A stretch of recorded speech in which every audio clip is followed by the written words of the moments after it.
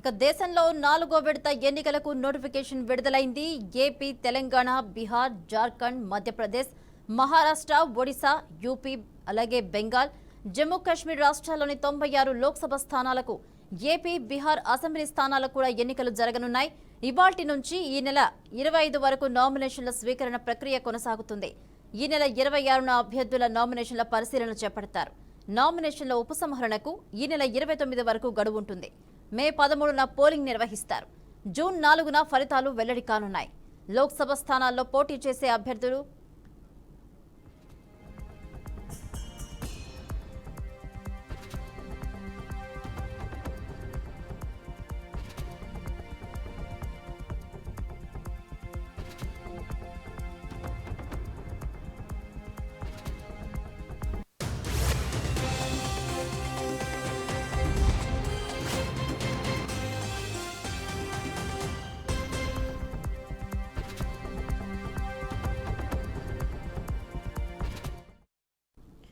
AP assembly ఎన్నికల వేళ ప్రధాన పార్టీలు పోటాపోటీ ప్రచారం నిర్వహిస్తున్నాయి. ఈ నేపథ్యంలో కొన్ని చోట్ల ఉద్రిక్తతలు కూడా చోటు చేసుకుంటున్నాయి. పలు జిల్లాల్లో టీడీపీ, వైసీపీ కార్యకర్తలు దాడులకు దిగుతున్నారు.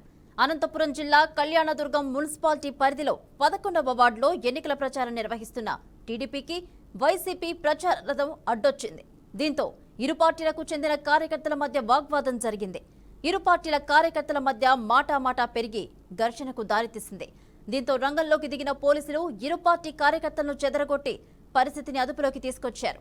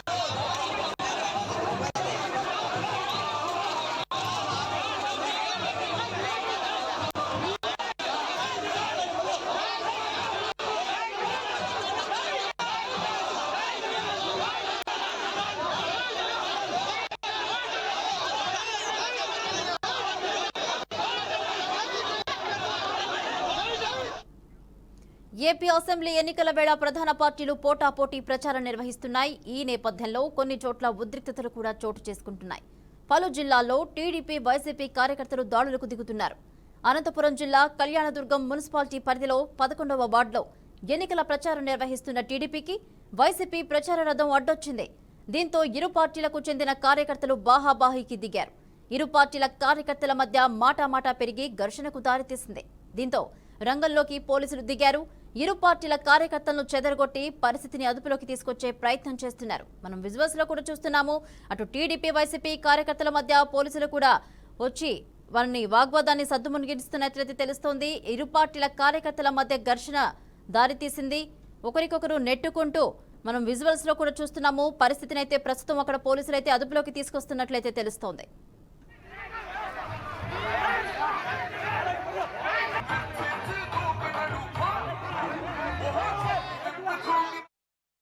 ఇక వైసీపీ, టీడీపీ కార్యకర్తల మధ్య ఘర్షణ వాతావరణం చోటు చేసుకుంది.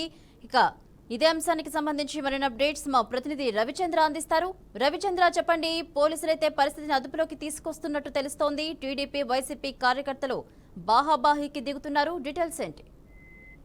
భవానీ, ఏదైతే ఈ రోజు కళ్యాణదుర్గం పట్టణంలో ఈ రోజు ఉదయాన్నే టీడీపీ ఎన్నికల ప్రచారం చేపట్టింది. అయితే 11వ వార్డులో ఈ ఎన్నికల ప్రచారం చేపట్టిన నేపథ్యంలో అదే వార్డులోనే ఏదైతే కూతవేటు దూరంలోనే వైసీపీ కార్యాలయం కూడా ఉంటుంది.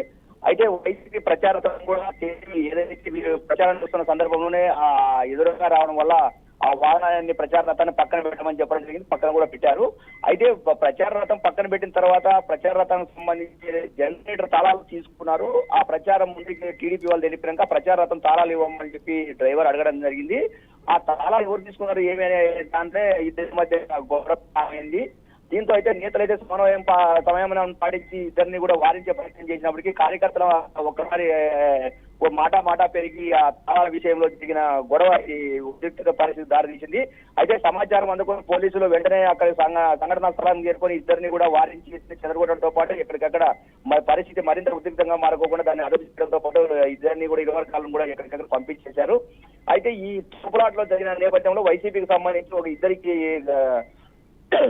పడడం వల్ల గాయాలైనట్లు చెప్తున్నారు. వారిద్దరిని కూడా ప్రభుత్వ ఏదైతే వైద్య చికిత్సల కోసం ఆసుపత్రికి తరలించారు.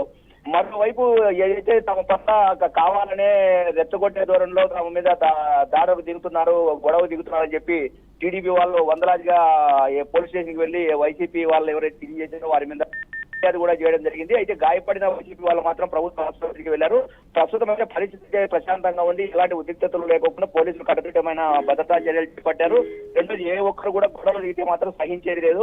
ఎన్నికల నోటిఫికేషన్ వచ్చిన నేపథ్యంలో ఇక ఏదైతే నిబంధనల ప్రకారం అందరూ కూడా ప్రచారం చేసుకోవాలి, గొడవలు చేస్తే మాత్రం సహించేది అని చెప్పి పోలీసులు కూడా గట్టిగా హెచ్చరించడం జరిగింది. Bhavani. Right, thank you Ravichandra.